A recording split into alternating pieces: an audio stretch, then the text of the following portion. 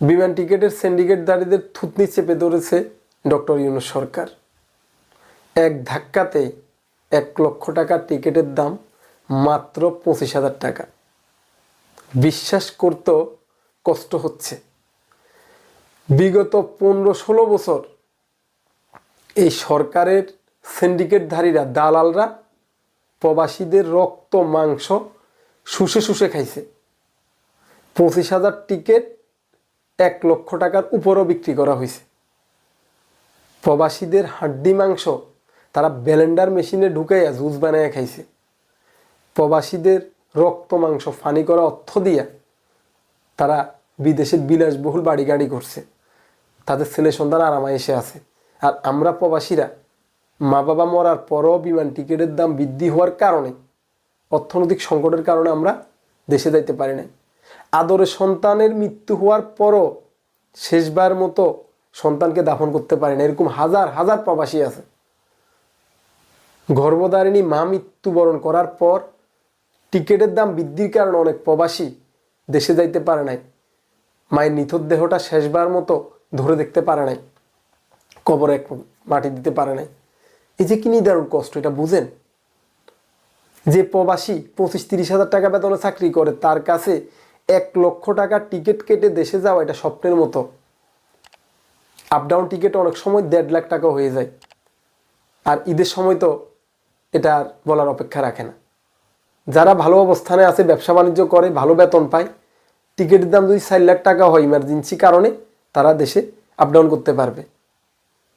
যারা ভালো অবস্থানে আছে, টিকিটের দাম যতই হোক, তারা ইচ্ছা করলে 1-2 মাস পর পর দেশে আসা যাওয়া সম্ভব। কিন্তু যারা অল্প টাকা ইনকাম করে, যাদের বেতন খুব কম, মাথার উপরে 4-5-10 লাখ টাকা ঋণ, তারা কিভাবে দেশে যাবে? অনেকে লম্বা একটা সময় হয়ে গেছে পরিবারের সাথে দেখা করতে পারে না, নিজের আদরের সন্তান স্ত্রী তাদের সাথে সময় কাটাইতে পারে না। কোম্পানি ছুটি দেয়, কিন্তু হিসাব কিতাব করে সে দেখে আপ ডাউন করার মতো তার কাছে ওইভাবে অর্থ এখনো নাই। যে প্রবাসী 2 বছর পরে দেশে যাইতে পারতো, সেই প্রবাসী হয়তো 5-6 বছর পরে একবার যায়। এই নিদারুণ কষ্ট এই সিন্ডিকেটধারীরা, রক্তখেকোরা কখনো বুঝবে না। সকল প্রবাসীর পক্ষ থেকে ডক্টর ইউনূস সরকারকে অসংখ্য ধন্যবাদ যে আপনারা একটু দেরিতে হলো এই সিন্ডিকেটধারীদের গলা টিপে ধরে 75% বিমান টিকিটের দাম কমিয়ে আনছেন। শুধু একটা দিয়ে চুপ থাকলে হবে না। প্রবাসীদের অনেক দাবি আছে, অনেক সমস্যা আছে। এক এক করে এই সমস্যাগুলো নিরসনে আপনারা কাজ করবেন, এটা আমার বিশ্বাস। স্বৈরাচার বিরোধী আন্দোলনে প্রবাসীদের কি ভূমিকা ছিল আপনারা ভালো করে জানেন এবং মানেন। যখন বাংলাদেশ থেকে ইন্টারনেট সংযোগ বিচ্ছিন্ন করে দেওয়া হয়েছে, যখন গোটা বিশ্বের সাথে বাংলাদেশ বিচ্ছিন্ন হয়ে গেছে, তখন এই প্রবাসীরা যোগাযোগ স্থাপন করার একমাত্র সেতুবন্ধন ছিল, একমাত্র মাধ্যম ছিল। আপনারা এটা স্বীকার করেন, কিন্তু শুধু স্বীকার না, আমরা চাই প্রবাসীদেরকে মূল্যায়ন করতে হবে। প্রবাসীদের যে সমস্যাগুলো, এগুলো নিরসনে দ্রুত কার্যকরী পদক্ষেপ নিতে হবে। আমি দীর্ঘদিন ধরে প্রবাসীদের নিয়ে কাজ করি, আমি ভালো করে জানি প্রবাসীদের কি ধরনের সমস্যা হয়।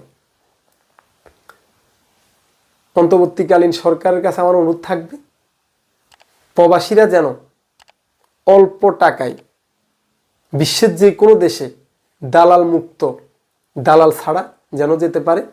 প্রবাসীরা দেশে বাইরে যাওয়ার সময় যদি তার অর্থনৈতিক সংকট থাকে, টাকা না থাকে, যেন বিনা সুদে সরকারিভাবে তাকে ঋণ দেওয়া হয়।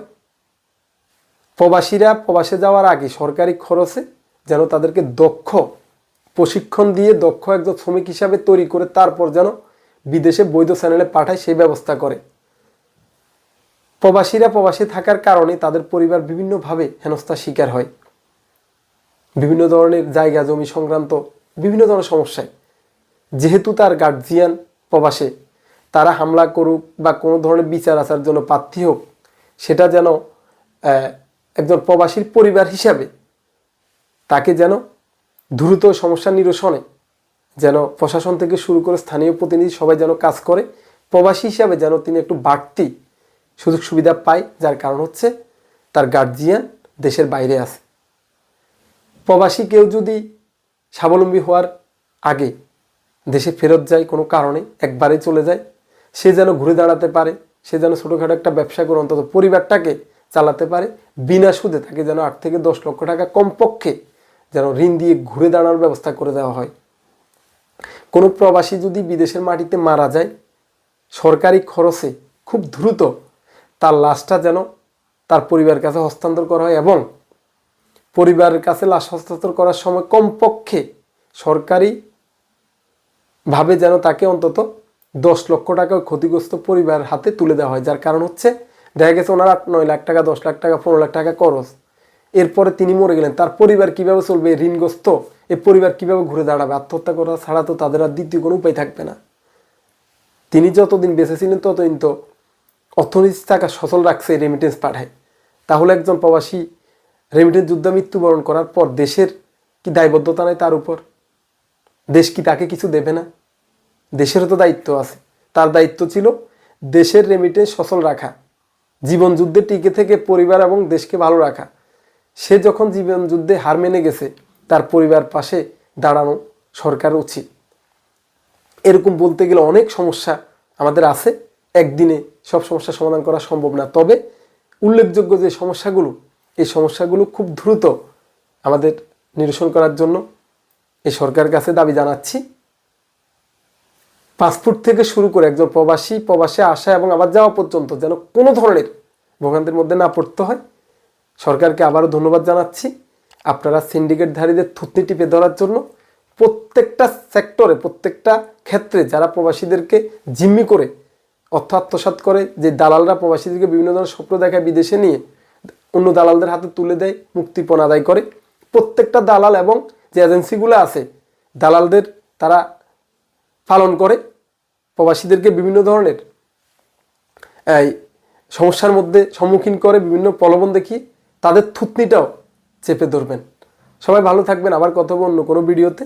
আমার এই চ্যানেলে যদি আপনি নতুন হয়ে থাকেন, চ্যানেলটি সাবস্ক্রাইব করে বেল বাটন অন করে রাখবেন। আর যারা ইতিমধ্যে চ্যানেলটি সাবস্ক্রাইব করে বেল বাটন অন করে রেখেছেন, আমার নিয়মিত ভিডিও দেখেন, সবাইকে অসংখ্য ধন্যবাদ। আল্লাহ হাফেজ। চ্যানেলটি সাবস্ক্রাইব করে আমাদের সঙ্গেই থাকুন।